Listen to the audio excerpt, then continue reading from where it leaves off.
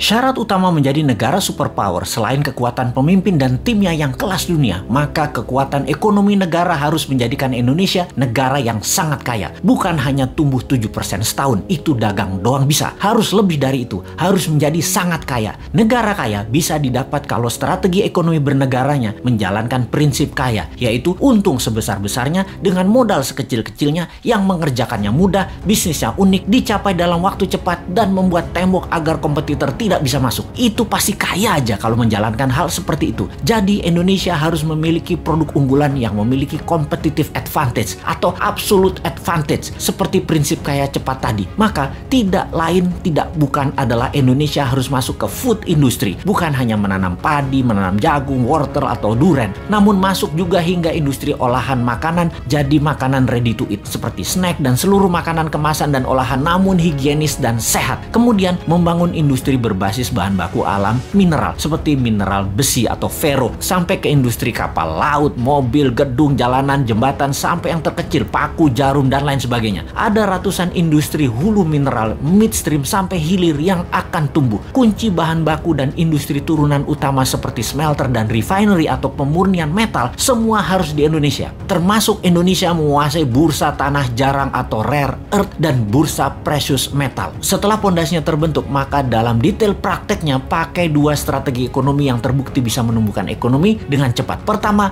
bottom up, dari bawah ke atas, di mana kita akan membuat UKM scale up dari 20 juta pengusaha kelas kecil saat ini, 50%-nya dalam waktu 10 tahun menjadi pengusaha kelas menengah, dan 50% kelas menengah tadi menjadi kelas besar dengan pinjaman 0% menggunakan printing money. Yang diutamakan adalah industri serta manufaktur. Yang kedua adalah trickle down, dari atas ke bawah, di mana kita akan membuat 1000 konglomerat baru. Program ini bernama Bossman Boys. Setiap provinsi akan diseleksi mereka yang nasionalis, sudah memiliki pengalaman bisnis minimum 10 tahun, sudah memiliki organisasi dan tim manajemen yang tangguh. Mereka rata-rata akan diberikan standby loan 5 triliun rupiah tanpa bunga yang harus dikembalikan dalam 7 tahun utuh. Seleksinya nasional berdasarkan prestasi, meritokrasi sistem. Yang terpenting karakternya adalah NKRI garis lurus, visioner, agresif, dan terukur. Oligarki mules nih kalau program ini dijalankan. Makanya jangan pilih Mardigu jadi presiden.